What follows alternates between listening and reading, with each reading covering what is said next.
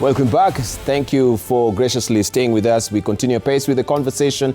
As promised, I'm joined this evening by Dr. Makale Mulu, who is a member of Parliament, I should say, Kitui Central. Also, Danson Mungatana, who is a senator of Tana River. We have Peter Kaluma with us as well, Homad Bay, a town member of Parliament. And we primarily want to look at what was happening today in the National Assembly, and we discuss other issues as well. In the Senate, we saw the CS appearing before the Senate to answer to a number of questions regarding, of course, his docket. So a hearty welcome to all of them and you, and join the conversation also on our socials as we continue just trying to unbundle some of these issues that were raised. Let me just begin with you, Dr.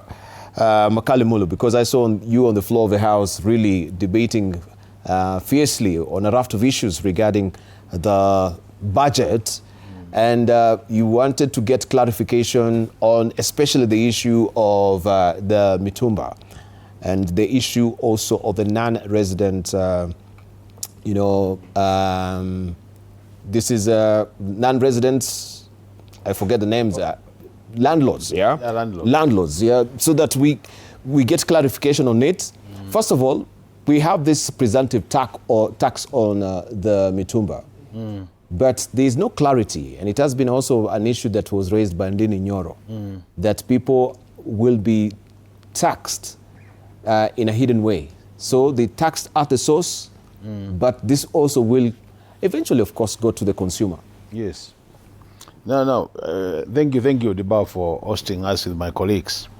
And I'm happy that we have Honorable Kaluma, who sits in the Finance and Planning Committee.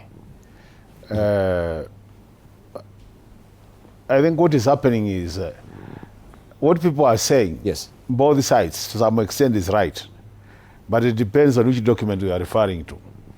And when you look at the bill, the Green Book, that is a document which came from the executive side. Now, when it was tabled in the House, that document was handed over to the Committee of Finance and Planning, where Kaluma sits. The committee conducted public participation. And as a result of that exercise of public participation, they have come up with some amendments. So depending on which documents you are referring to, you are likely to find that each of the teams are saying the right thing. But what we need to note is that the committee report, even though it was tabled in the House, most of their comments will be taken up when we go for the committee of the third reading level.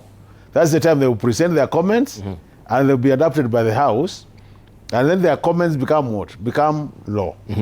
At the same time, from the experience of last year, 2024, yes, as a House we passed our amendments, but the President objected to them. You remember? Yeah.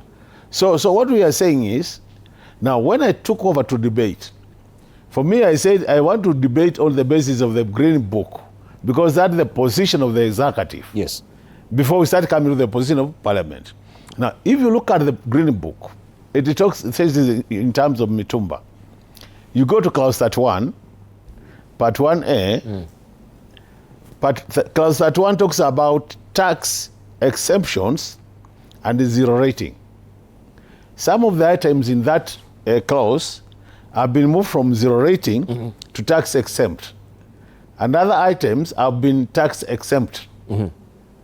So Mitumba happens to fall in the class of items which have been tax exempt. So that once you tax exempt an item, because Mitumba is not produced in Kenya, so you don't have what you call VAT on input, because it's imported normally. Yes. But now if you look at the original thinking, the original thinking was tax exempt, which makes Mitumba law, but then the proceeds, the profit which comes after selling Mitumba, then you tax 5%. That was the original thinking. Yes. Now what the committee has done, when you go to the committee report, the committee now has removed this bit of taxing the profit. So what remains now is tax exempt, which makes it now cheaper.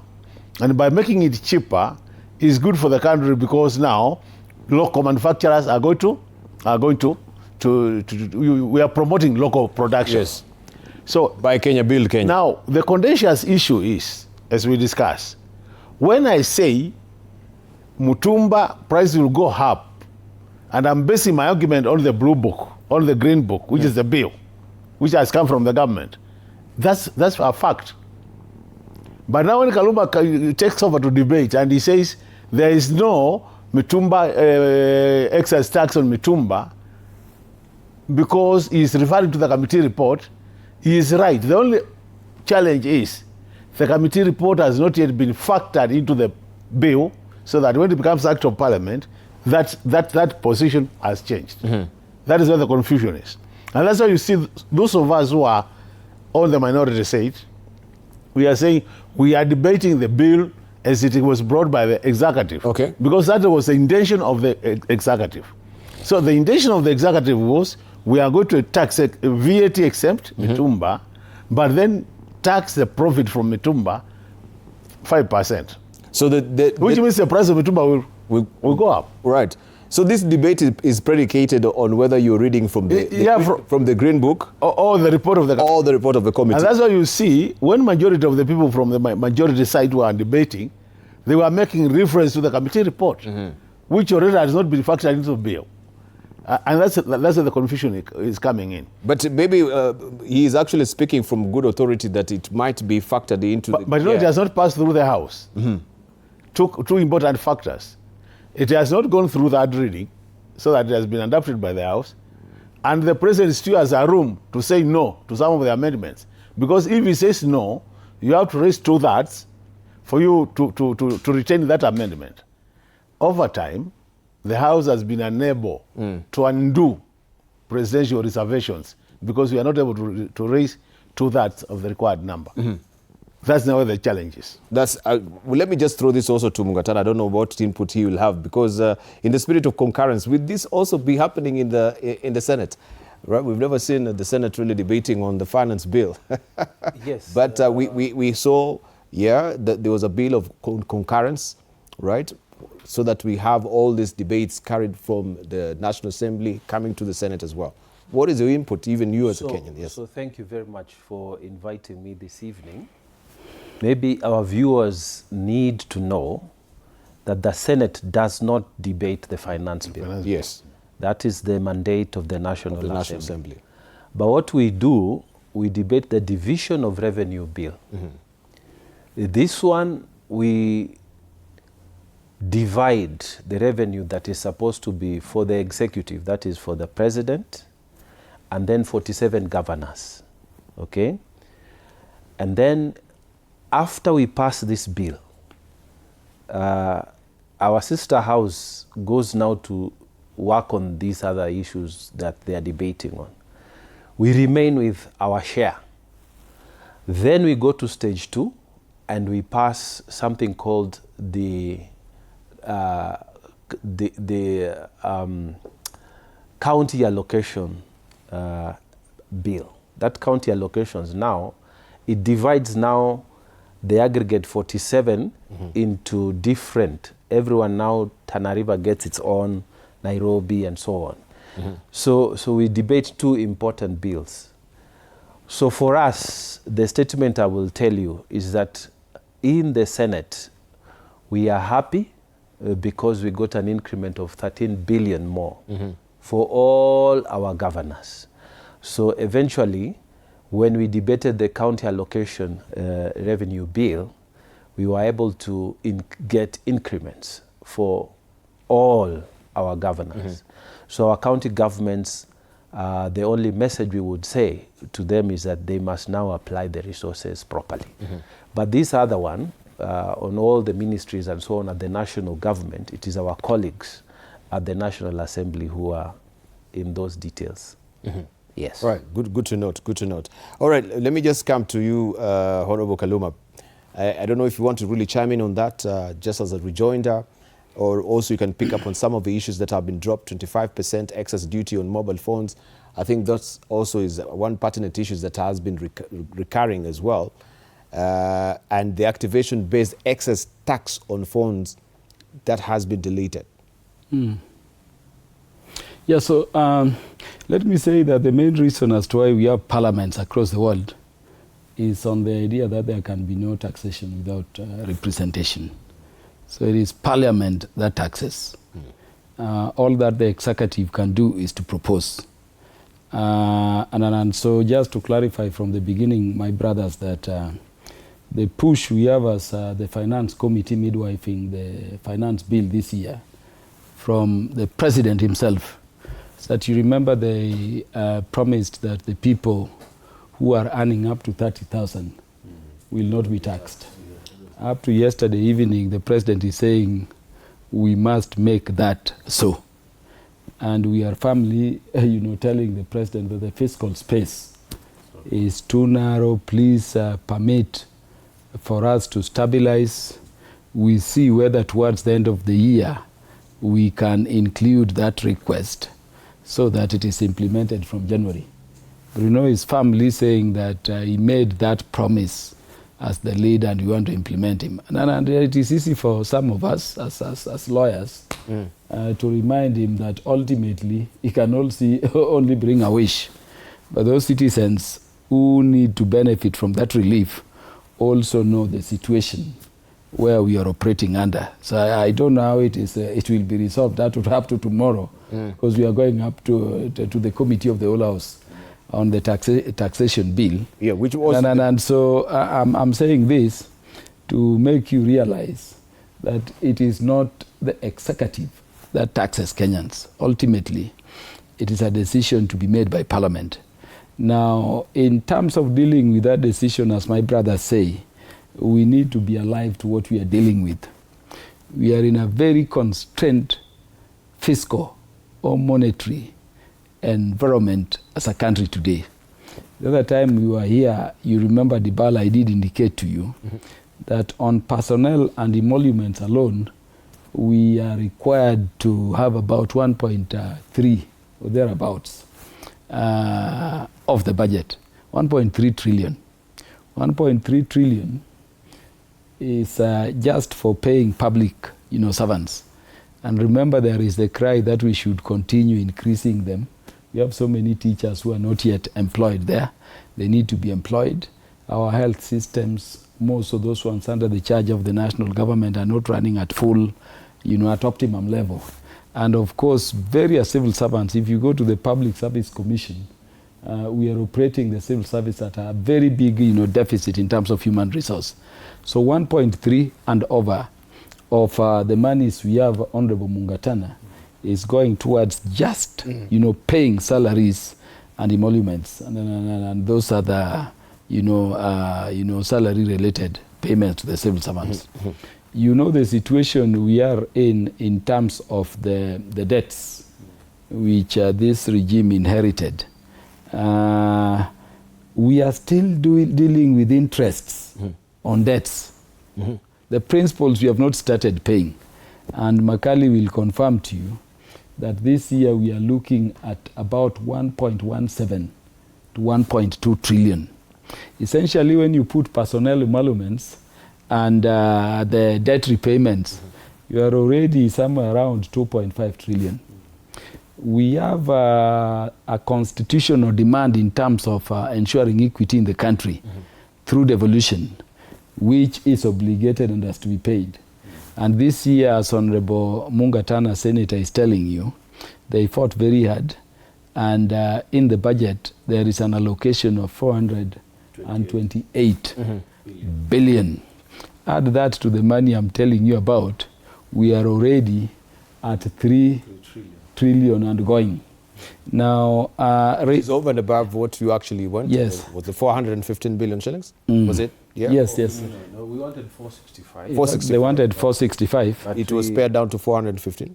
428. They realized an increment of 13 billion Yes. last year. So Yes. that's why we are saying at the Senate, we are happy. Oh, you're happy. Yeah, they pushed very hard, but I'm happy they are equal leaders of the country, and they know what we could wish is best and what the country is actually capable of.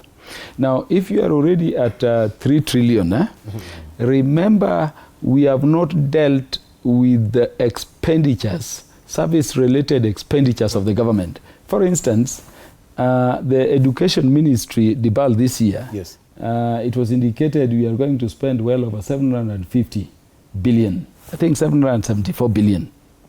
If you remember the budget highlight of Mbadi. You know, this is out of that, away from the monies I've told you.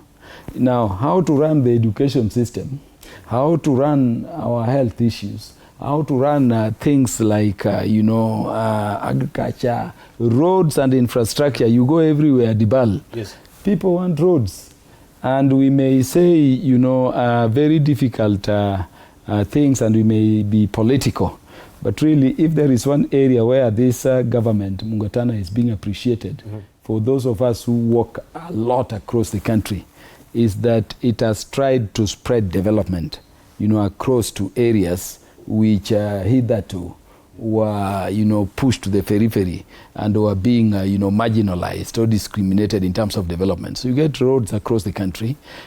I'm saying that we are at 3 trillion, but we've not run the national government in terms of the service needs of the citizenry. And so the total budget is about 4.82 trillion. You get what I'm talking about? Now, upon the passage of that budget, which is informed by public participation, people demanding services, people demanding, things which can sustain them, you have then Parliament now being required to have a law that will facilitate, the raising of these revenues. And that is why the Finance, Act has had to be done. We are doing now the finance bill. Now, nobody says that each year, brother, you must do a new finance bill. Yeah, but we are looking at the requirement of revenue and how to get it. And this is the context in which we did it this time. We are saying, number one, very few Kenyans pay taxes, due taxes, because they're enabled. And these few Kenyans, the obligation is on them by law. Those who are avoiding paying are also enabled by law. So we are saying there are few Kenyans paying taxes. We have this budget to fund across the year. And these few Kenyans who are paying taxes are already overburdened. So we started from the premise that there will be no tax increment. There will be no tax increment. And if you look at that law, okay, there is nothing new being increased in terms of taxes. The other level where we intervened with this finance bill is that there would be something called tax fairness and equity throughout the process. How do we broaden the tax base to secure that everybody pays their due taxes? Okay. Allow me just to butt in, because I'll come to Makali Mulu and ask him, of course, on the sentiments that you're saying, because this has been a debate, whether there is a tax increase or it's purely tax administration. Yeah, that is what I want to go into. But I wanted to hear from his view as well, because I know you'll vouch for it. I wanted to wrap the philosophy around the finance bill so that we can debate the implementation in terms of the content of the finance bill later on, which is something Brother Makali was already plunging into. Okay. And I want to thank him. It's usually a very objective and I think the most underutilized member of parliament on our Azimio side. I can tell you this with greatest respect. I usually say he should be the one in charge of some places. Yeah. He knows when to play politics. With Azimio. Yes. He's still when to be real. latching on Azimio So what did we also look at? We said a lot of taxes, there is room for them not being mainstreamed. So how can we make tax administration more efficient so that we don't increase taxes for the people who are already burdened, but we still get the revenue which enables people to run the country, enables the government to run the country. And so that is the philosophy which undergirded us. And so if you have that context, then you will see the proposals being made around phone. You will see the proposals being made in the finance bill to delete things like goods purchased for direct and exclusive use of affordable housing. Why are we deleting them? Those are the things that now people need to question. You will see proposals like, once the tax appeal tribunal has made a decision, Honorable Mungatana, we are going to a situation where if you need any stay and you are appealing, then approach the appellate court in the manner we do under 5(2)(b) in the Court of Appeal. Why? Because the current law currently says that so long as you file a notice of appeal at each level, and you can appeal from the tax tribunal up to the Supreme Court, you cannot pay taxes. It operates as an automatic stay against payment. And you remember when we were doing public participation, Makali, I asked Kenya Revenue Authority, how many cases do we have in the High Court, the first level of appeal? How many in the Court of Appeal? How many in the Supreme Court? And you get a number of cases, and then I asked the question, how much money is automatically held just because of the pendency of those? It's over 59 billion. So you'll get proposals like, how do we clear these things? Therefore, I would want to discuss with you in greater detail later. But the major thing, let me tell you, currently, within the East African community, people are importing funds through Tanzania and Uganda. You know why? Because the import levies and duties we impose at the level of entry is too high. So they would rather import through Tanzania, Uganda, than they come. The consequence is that we are losing money. The consequence is that we have very few funds over which taxes are paid. The majority of them are not paid. And so we agreed, let us collapse this taxes and levies so that we are equal to the East African, community states.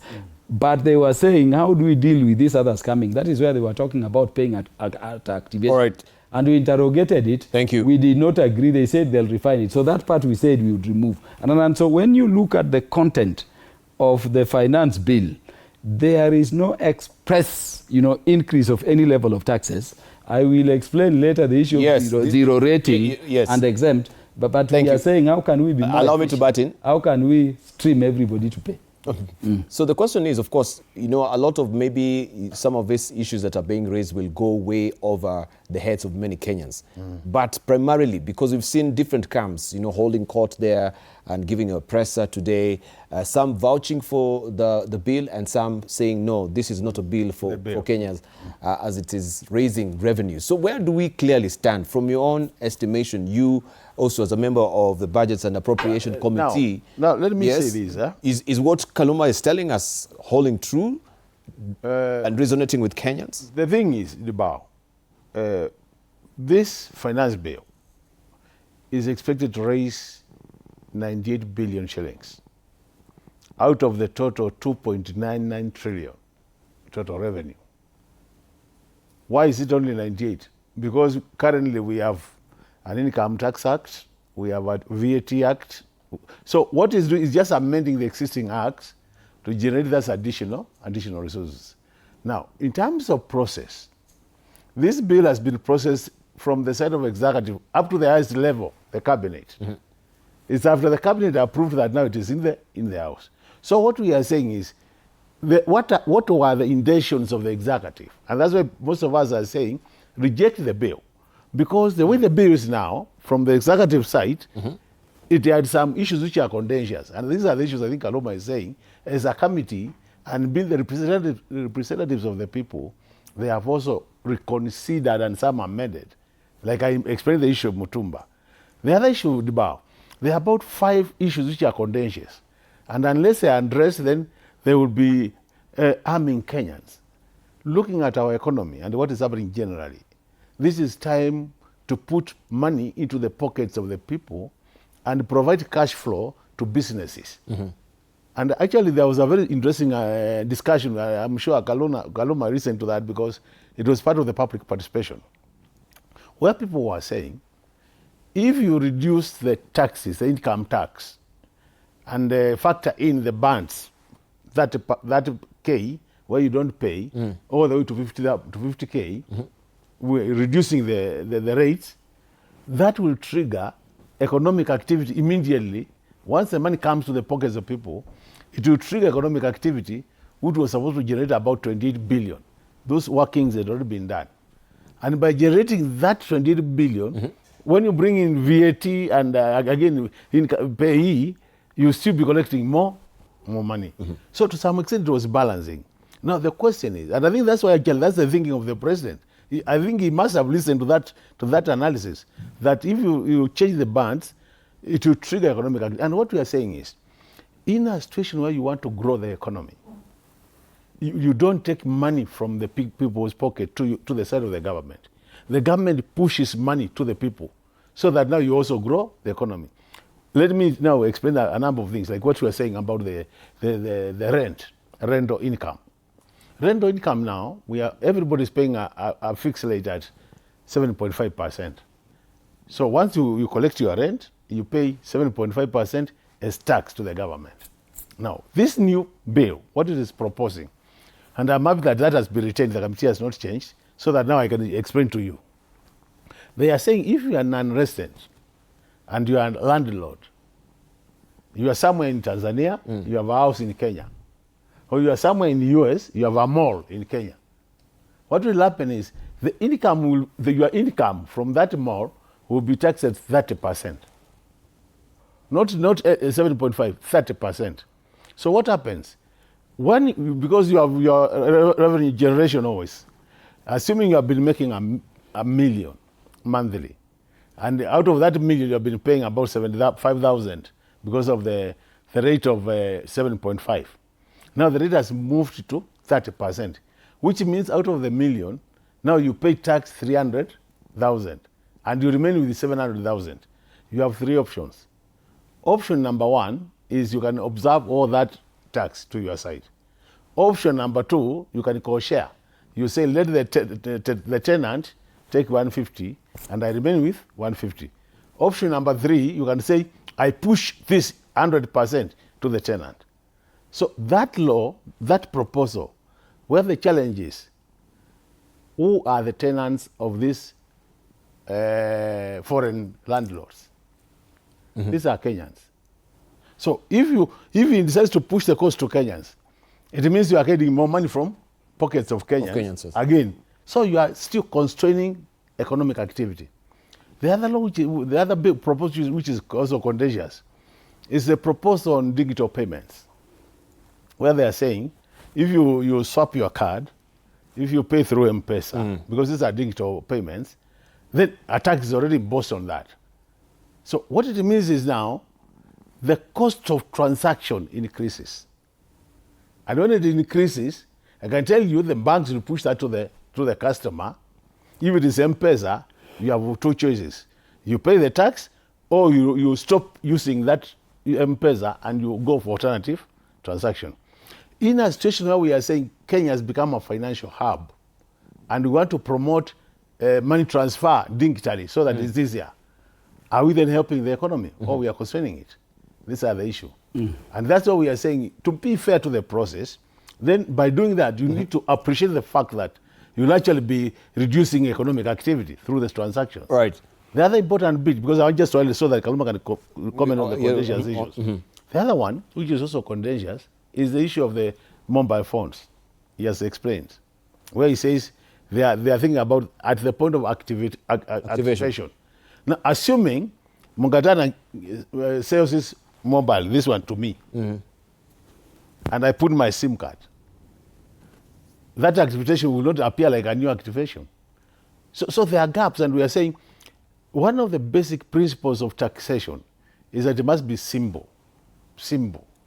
Now, some of the proposals are making it so complicated that a common man, and that's why you saw even the chairman of the committee challenges explaining to parliamentarians some of the issues. Now, if parliamentarians cannot accept understand easily, you can imagine a common man. At some point, I had to go to Kaluma and I told him he was a speaker. I told him, Speaker, you need to give me a chance so that I put records correct, because I could see people are debating and they are not really getting the gist of the matter. The last one, which is controversial, and this now affects all of us who are seated here, is the issue we are saying the KRA commissioner will now, through this proposal, will be allowed to use third-party sources of information to provide your tax assessment. So what it means is you can use either your M-Pesa records, you can use any other source of information, the bank statement, to give you tax assessment. The question is now, once that is used and you are given an assessment and you are not happy with it, what mechanism is there for you to say this source is not the correct source? And is that also not going against the Data Protection Act of 2019? So these are the issues we are saying as parliamentarians. We need to tease them out before we say we we accept the bill. Yeah. And that's why you see most of us were saying we reject the bill as it is from the executive up to a point when the committee, which is our own committee, pushes through all these amendments and they are approved, and then after approval, the president consents to them. Because if that doesn't happen, this bill still remains a very good candidate for rejection. Right. Those are some of the issues. Let me come to Honorable Mungatana and just ask you also on that particular bit. Yeah. And I know, yes, first of all, you need to clarify for me, because I know there was there a concurrence bill that was also on the Senate that is seeking, I don't know where it went, or if it's in the first or the second reading, you can tell us. What was the scope of this concurrence bill that now you are given the leeway, or you're seeking the leeway to have what debate is going in the National Assembly can actually also go concurrently also in the Senate? I don't know if the finance bill is purely from the Constitution, the preserve of the National Assembly, or also it's preserve of the National Assembly, or it can come. So that one is not within the confines of the Senate. No. You are talking of the mediated report on the division of revenue. The mediated report is, okay, the process is this. If a bill originates from the Senate or originates from the National Assembly, and then the Senate, let's take example one, it originates from the Senate, it goes to the National Assembly, and the National Assembly makes amendments that we don't like. You see, that bill must go to mediation. There's a committee appointed on both sides. They will sit down to agree on whether, on a mediated version of the bill. If a bill originates from the National Assembly and comes to the Senate, and the Senate introduces amendments that they cannot pass with the National Assembly, again, a mediation committee is formed, and then a mediated version of the bill is agreed upon. So in this particular case, the division of revenue bill is the one that we were talking about 465, and they were talking about 415. So we had to go through mediation. Then finally, we agreed at 428 billion. And so that becomes law. Okay, so for that may be the clarity you're seeking. So once the division of revenue bill is done, now they go to deal with all the others on the side of the president. You know, they are the ones who are oversighting the president. For us, we are protecting the counties. So once we have our aggregated amount, which was 428 billion, we then now debate amongst ourselves now as senators, which county gets how much.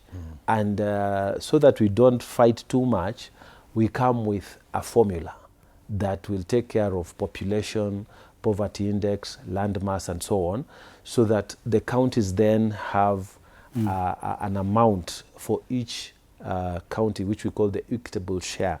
So the equitable share, we work out the exact figures, and then we pass now the schedule of the payments through which now every county will expect its share. And that's called count allocation. Yeah, the CARA. But what I wanted to say, there's something I wanted to say. Yeah, can you hang on that particular thought? I just take a short break, then we circle back with that particular thought. I need to just run some commercials. Okay. Yeah, so don't lose track of that. We take a short break. When we circle back, of course, we continue with the conversation.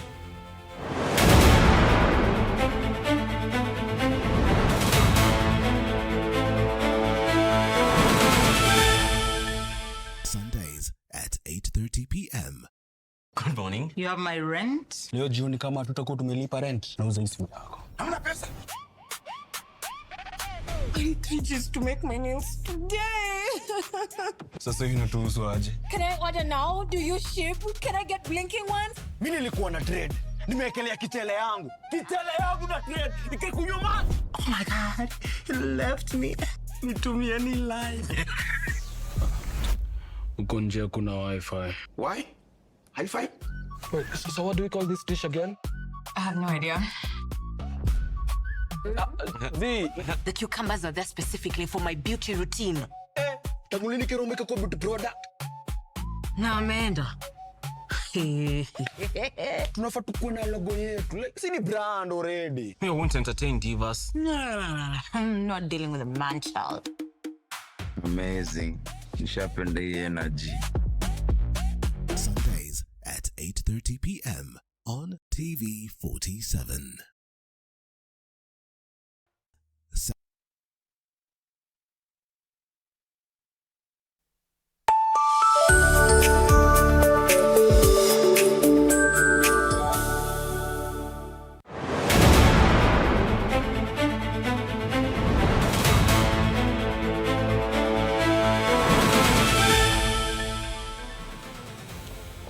Right, welcome back. We continue pace with the conversation. We were with you, Honorable Mungatana. I wanted Not to lost say track of thoughts. something. I Yes. wanted to say something that 24 years ago, I was elected as a member of parliament, and I was very young then, and it was very different. I want to tell Kenyans, I love the debates that are going on now. In those days, the minister really just used to come and say his things, and parliament passes. Nobody even used to know what is going on. I'm telling you. By the way. I'm telling you. Yeah, People just say, prices of fuel might go up. So they hoard, for a few days so that in the morning they can make a profit. But that's it. There was nothing about. So I love this debate. I think Kenyans have come a long, long way. Is it about the debate, or also it was a lack of understanding, or No. some of the jargon that The was being used by this information- finance minister? You know, Debarl, the information age is with us now. Yes. The members of parliament who are engaging now, and the people who are also reading this stuff over the internet, and people are informed. People are questioning our members of parliament, and the members of parliament are actually taking their duties as representatives of the people very seriously. And I love those debates. When I watch people going this way and the other, I think we are getting somewhere good. But the other point I want to make is that we also need to agree what Honorable Kaluma has raised here, that very few Kenyans are paying taxes. Very few. Very few. And you see, we need to broaden the tax base. You know, people want roads, but they don't want to pay for them.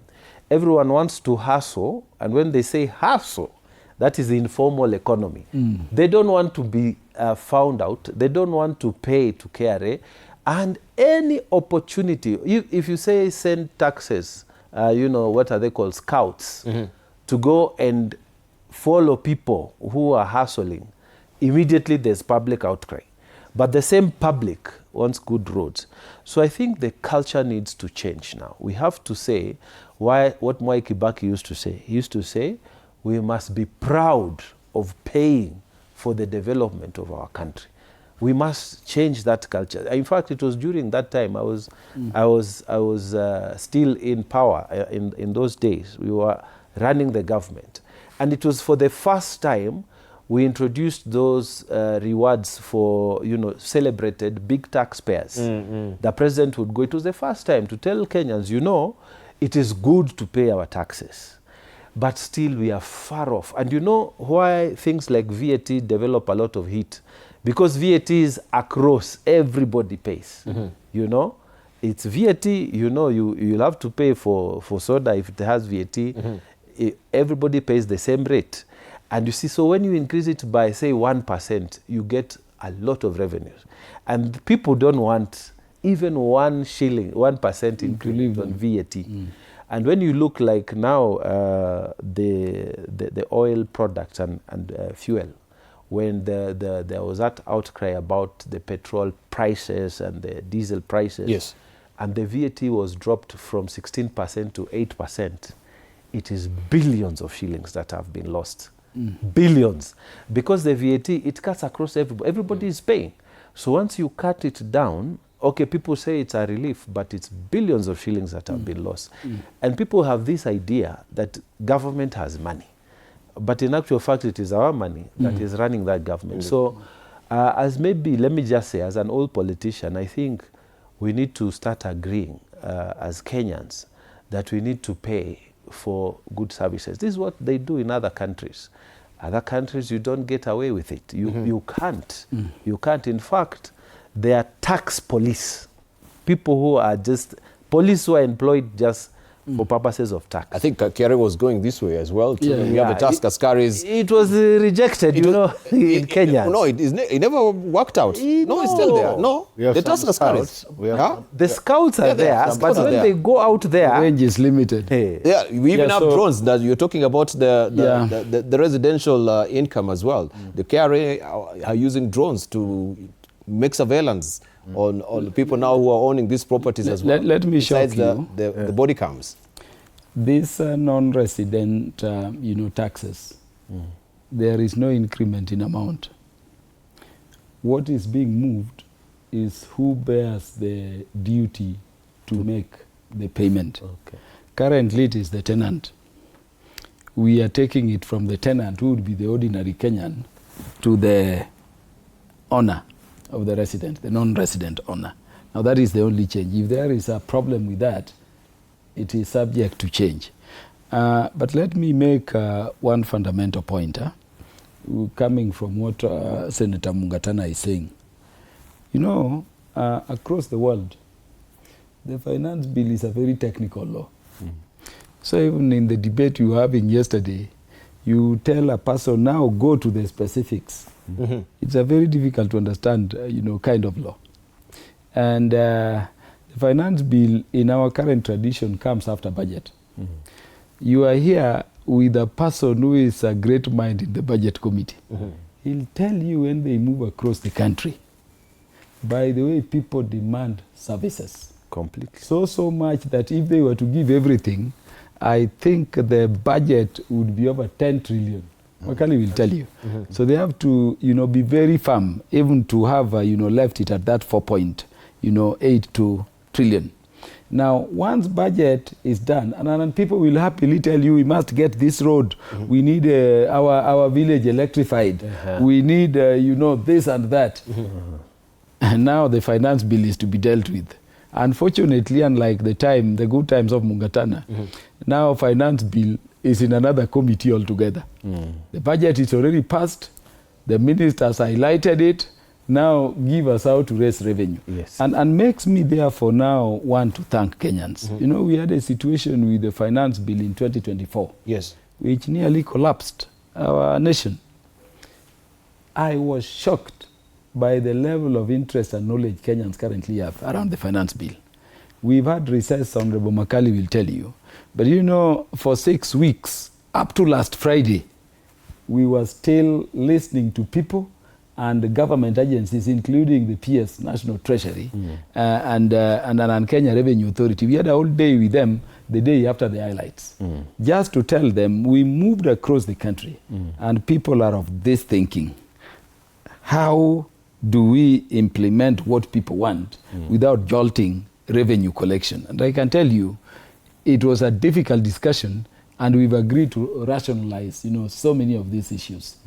If you look at it that way, then I want to tell you that this thing that people are talking about, Mungatana, data protection, privacy, let me tell you, as a lawyer, Mungatana will easily tell you that only 2 rights in the Bill of Rights are incapable of limitation. Not even the right to life is capable of limitation. That's why you can be, adjudged and upon conviction and be ordered to be executed, to hang, to death. It's a penalty. It's right to fair hearing, freedom from slavery, torture, and servitude. Full stop. The right to privacy can be limited under Article 24 of the Constitution. And let me tell you, Makali will tell you, he's a better expert on these issues. Nobody wants to pay tax. True. So if you don't allow some level, some extent of intrusion, you will not collect money from anybody. Because people are free to avoid tax payment. What is, criminal is evasion. So but avoidance. We blatantly violate another, No. Another article of the law. You must allow Kenya Revenue Authority to access some information a taxpayer would not ordinarily give. And that is why you allow them sometimes to get what is the third-party information. Kaluma can be appearing as a very frugal person when you look at his statements. But the lifestyle he's living is inconsistent with that. Correct. So this third-party information is not... But where is it? Is not going to your phone and looking, for instance, the messages you have with your wife or your friends. No. It is that financial information that will enable your due tax to be measured. And the person to worry about it is the person who is seeking to avoid payment. Do I tell you where it will apply most? Currently, Honorable Makali, the amount of money we are getting from, property taxes, and all these properties in Nairobi alone, what you can collect from them is barely 8 billion. KRA on real actual assessment tells us that if, we went into property and property owners just agreed to pay due taxes from, these properties they have, rented out, we'd be talking of over 70 billion. Wow. And if that were paid, this burden on other Kenyans, the few who are paying. Let me give you another example. We have millions of companies registered, but only 12 of those companies are currently paying 55% of the taxes coming from the companies. We may talk about zero rating, which Honorable Makali is telling you about here. But remember, Mungatana was telling you how just reducing the VAT to 8% cost Kenya as a government and as a people revenue. Do you know when you zero rate, what is the consequence? It means you are seeking tax refund at 16% from the government. Correct. What has happened as a consequence? The tax expenditure, like last fiscal year, was over 510 billion.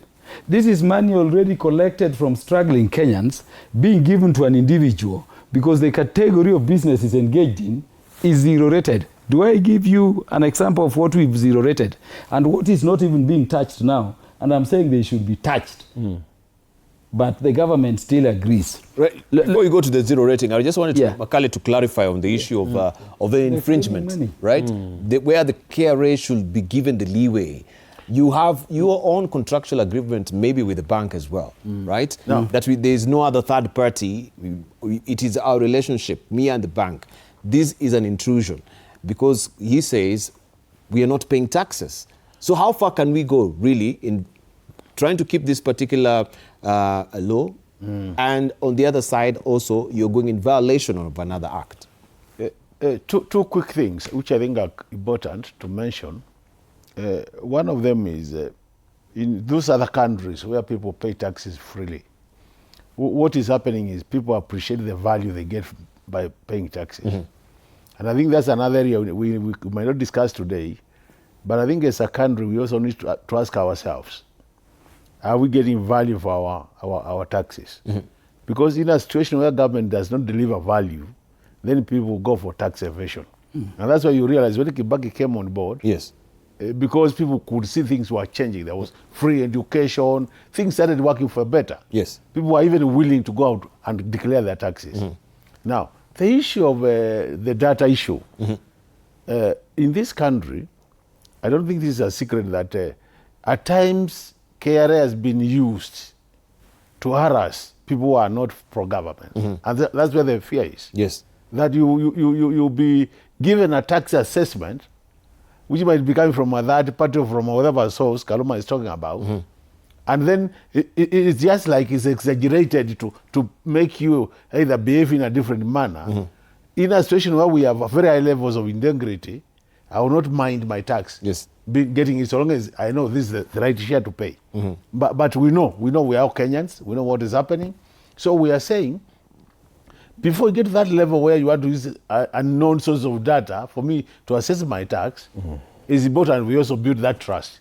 So that I know when Mungatana gives me an invoice, a tax invoice, I have no fears that it is been interfered with to punish me. The sub-rule is not aligned to the powers. I think that is the critical. Maybe I clarify the third party. But can I say something? Yes. You see, Mungatana, let me just... you see, like the property tax I was talking about, the third party here is about the tenant, for instance. if you can get confirmation that the tenant is paying this money to the landlord and the landlord is not remitting any tax as holding property, that is a third party. You can get third party information from statutory bodies like KPLC. You get Kaluma doing nil return, as in he has no income, if I were to say so. But the gentleman is monthly paying over 100,000 to KPLC. That is what we are talking about. Not some clandestine information, but verifiable information confirming you have some expenditures and therefore confirming there are monies you should be paying due taxes to run the government towards which you are not paying. Right. That is what we mean. The point I wanted to make is that there's something called tax integrity. Facts are facts. If I am due to pay, say, 30% of my income, general income, and let me just give an easy example. If I sold this amount, say I sold an item, and I'm supposed to pay something on that sale, yeah, and it's supposed to be part of my tax, my tax assessment. If somebody does an assessment from all my sources, and what I do as self-assessment, it should be automatic. Actually, it should balance. That's true. So I should have tax integrity. I should not fear if all they're looking for is how much money they have and whatever. It's okay. I should not fear. We used to, in those dark days, we used to fear before, freedom came to Kenya after the second liberation. We used to fear that the Secret Service in those days was listening into our phones and what. And then, you would pick up your phone and say, I'm calling my girlfriend, by the way. We were even not married, So you can listen in. I'm not overthrowing the government. Just listen. You see? Because whatever you're talking about, you can listen. I don't care. So if what I'm doing is the same, even if you came and checked my records, or I self-assess and file my returns, it should balance. So I wanted to point out about tax integrity. But I also wanted to talk about on-source revenue for county governments.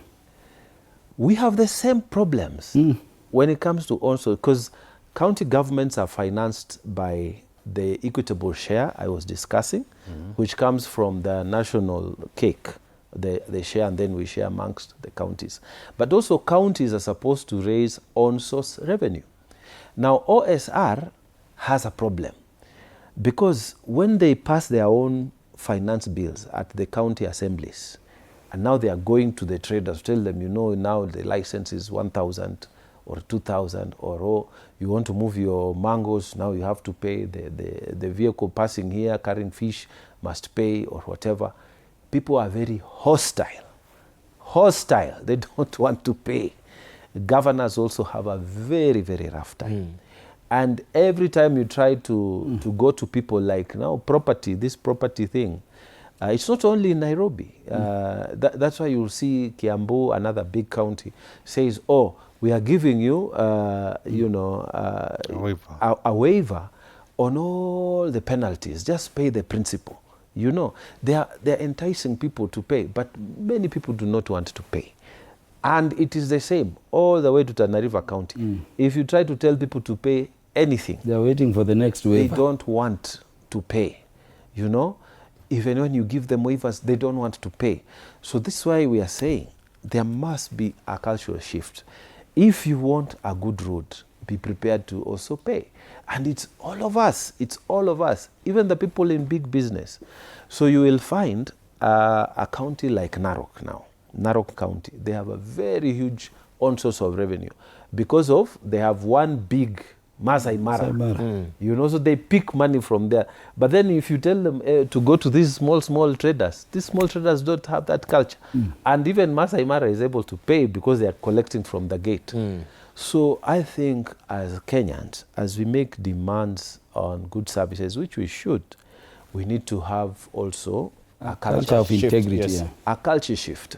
And then whether we like it or not, I'll tell you, there's a time I went to Italy and I was then Deputy Minister, Foreign Affairs. So we have this function.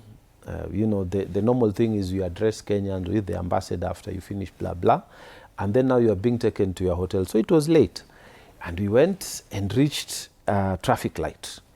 And I told them, you know, why are we stopping? Let's just go.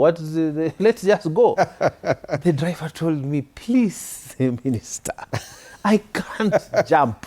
I can't jump. There are some horrible askaris here called the Kanibieri. These people will be with me. Italy. They will be with me even before I reach the house. My residents will get the bill for jumping this, and it's a lot of money. And so he got talking to me, told me, when I came in the first time in this country, I was like you. But because of the penalties, because of the seriousness these people take, traffic offenses, we all changed. Align. We all aligned. You don't jump, you don't behave this, not because that we are good people. It's because the penalties are too much. So taxation is even worse. The tax police are even worse than the Kanibieri. In the US, you don't joke with your taxes. These countries, they don't joke when it comes they're very serious. to money issues. So we also we should not just have a culture shift. This must be assisted by a very strong KRA, you know. Because then the KRA, when it becomes very strong, everybody knows that these guys will find out from third parties. They have information, they have scouts. So, I mean, the easier thing is for me to just comply. Unless I have a problem, I comply. If I can't pay, I should go and explain myself. If I have a problem, I should go. That will come with very strong measures given to these people. And then we will all shift. People will start paying. And then in return, I want water in my place. I want roads. I want commissioned services to your taxes. I wanted just to ask the issue of debate, because Honorable Mungatana, you've raised it, and people also have been complaining on the floor of the House. Like we have Anthony Kibagendi, right, who was among those expressing concerns after debate on the bill was closed. And he says they again want to pass the finance bill with numerous oppressive clauses by force. We have been denied an opportunity to debate. Did you experience that? And I know Honorable Kaluma has been sitting also on the speaker's seat. Did he frustrate? What happened? Was there any frustration? Yesterday, the main speaker indicated that we have 3 days for debate. And a day in Parliament is a session, either morning session, afternoon, and then. So the expectation was that this debate will go all the way up to this afternoon. Okay. And I remember even after I was given a chance to debate, because Kaluma at that time had vacated the seat, I went to my leader, who is the Deputy Minority Leader, Honorable Mbui, and I asked him, Honorable Mbui, when are we likely to get the question coming up? And he told me in the afternoon. So hardly I left and gone for a cup of tea, I see on the screen that the mover being called to reply. And you know what happens in the House? When people think the debate is now becoming repetitive, somebody can just raise on a standing standing order and say, in line with this standing order, am I in order now to call for the mover to reply? Normally, then the speaker is moved to put that question. Okay. And it is the House which makes that decision whether the mover should be called to reply or not. So it happens that when that question was put, then the eyes heard it. And that the implication was that then the mover then had to come up and reply. Now, when the mover replies, then automatically the speaker will put the main question for that motion. That's now. So to some extent, we were caught unawares because most of our members were taking Dr.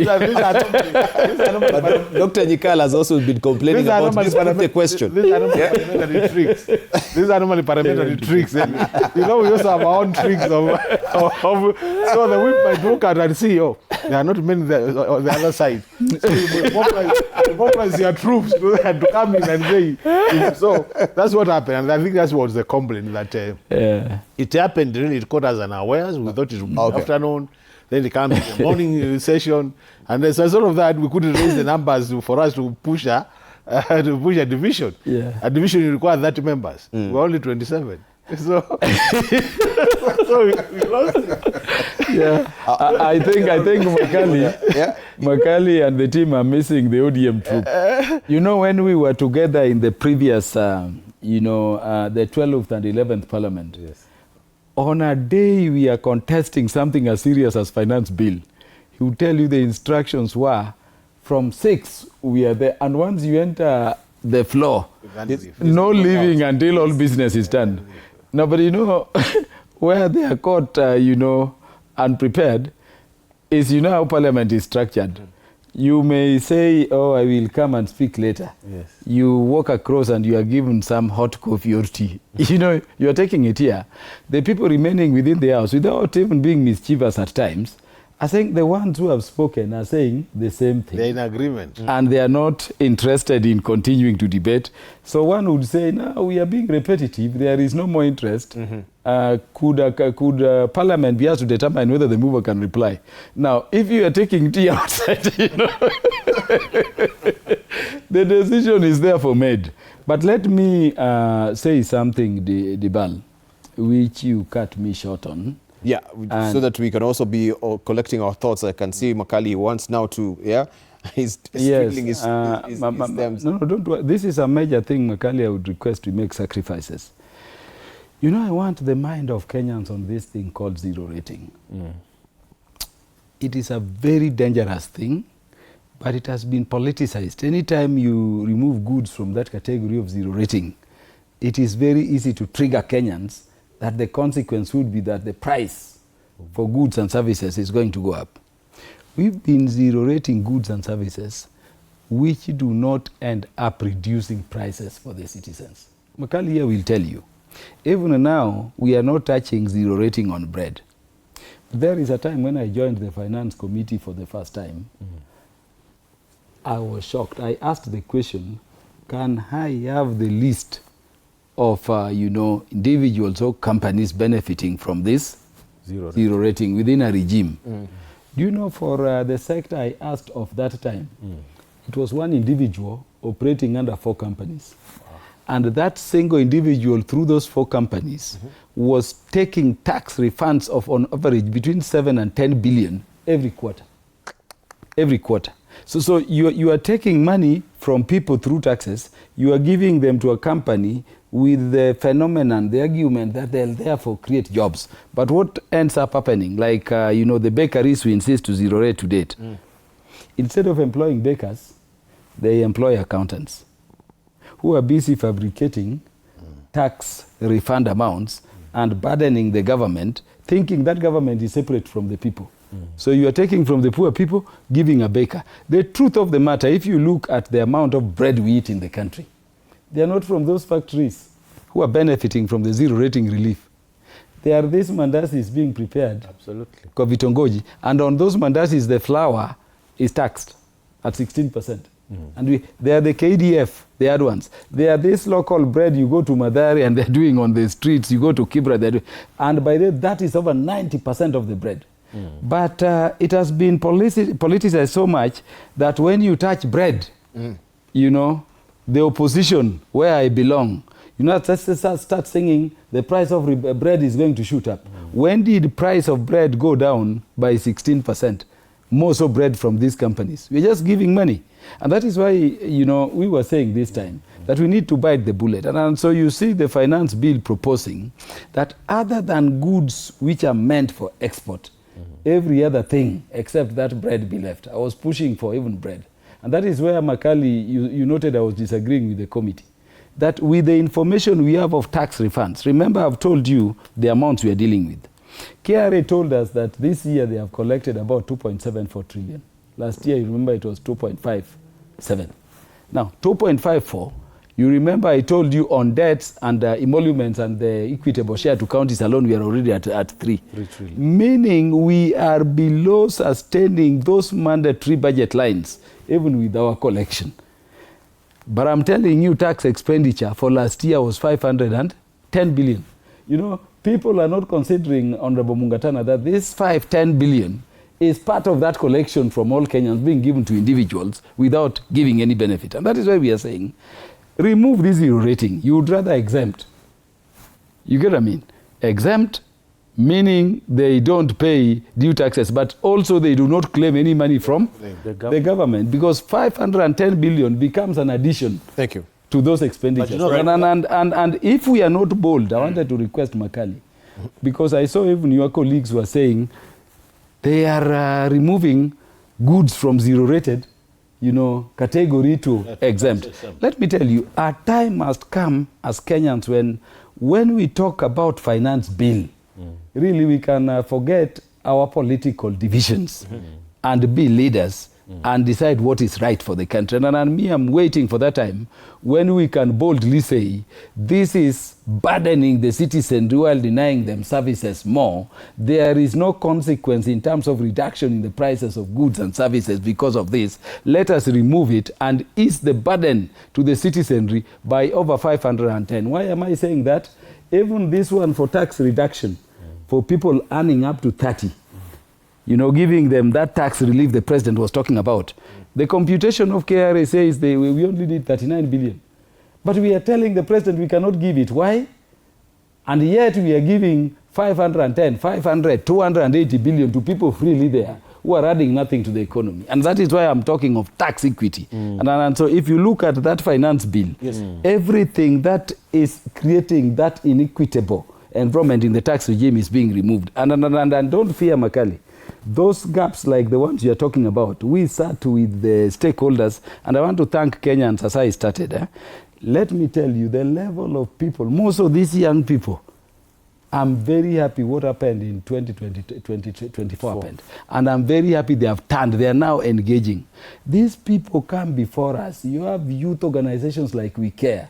You think they are young people. The information they give you, when you bury it back at KRA and National Treasury, the National Treasury PS himself says, that one we are in agreement with them before. And that is how we should go. But you always, take the perspective Mungatana is saying that let us have integrity. Let us know this thing we call government is us. Right. But we want just maybe to get assurance, because I think also as we're talking about Gen Z, next Thursday will mark, of course, a commemoration of what really happened in 2024.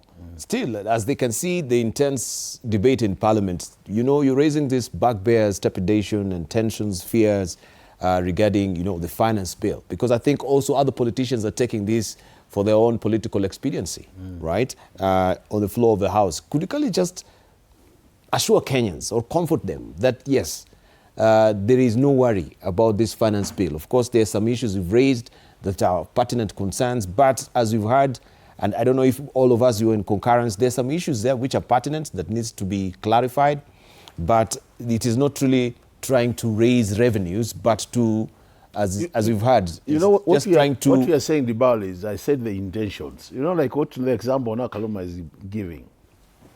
In a normal situation, when you move a good from zero rating to tax exempt, that will increase the cost. If you move a good from tax exempt to zero rated, it's supposed to make it cheaper. Now, the problem we have is now these crooks who are behind that good law to get money out of the government. And these are the issues Mukatana was talking about, integrity issues. Because if you are Kamban and you go out there, instead of employing a baker, you employ an accountant to manipulate the accounts. Yeah, to fudge the accounts, yes. Then basically it says we are not an honest community. And that's why I'm saying, really, if we are to get our things right, I don't think in Kenyan, and I've said many times, there is no way as a Kenyan would expect goods and services from the government and you don't pay tax. Tax is what facilitates provision of those things. And that's why we are saying that even as we do that, can we then cushion the low income Kenyans so that we don't harass them? Actually, in most cases, we talk about tax regimes being progressive. Progressive means if Mukatan earns $1 million and I earn 100,000, he should pay more than me. That's not being progressive. And also issues of equity, so that everybody pays their fair share of the tax. And that's why we have a problem. That's why we see people are evading tax. People go out of their way to do funny things. And now, even Kenya has made some stripes, because You know, we have something called a medium-term revenue strategy, which looks at our revenue generation in the medium term.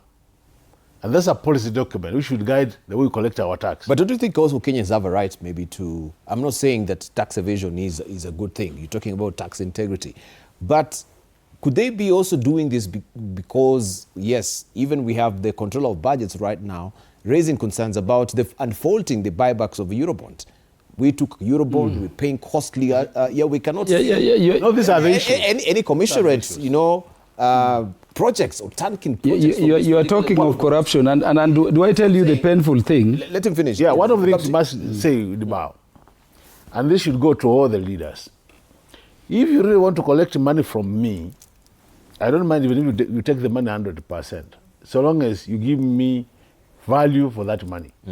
In these developed countries, some countries are paying, actually some countries pay almost 70% of your income taxes. But you have free education, you have free medication, you have a house given by the state. So life is easy. If you get 30% and you're only buying your food, you even have a car as a loan. Now, why would you want more than 30%? But the worst bit is you're taking 55% from Kenyans, and then you're giving them zero in return. So everybody would want to try as much as possible to want to pay. Because I'm paying. When I go to school, I'm being asked for school fees. When I go to hospital, I'm being asked to buy drugs.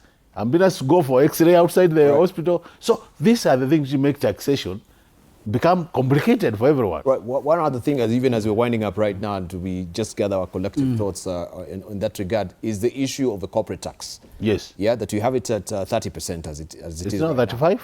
Right. Is it 35 or 30? Because we had also, there's a tax band of 35%. And people are complaining, why could we be having, a tax bracket which is paying 35%, which is even more than the corporate tax of 30%? I think that the corporate is 35%. Even. No. Let me mention that I may not have the exact figures being proposed, but let me assure Kenyans that our review as a committee of the taxation regime increases no tax arrangement. There is no band being increased. And that one I can request, the Kenyans to hold me onto.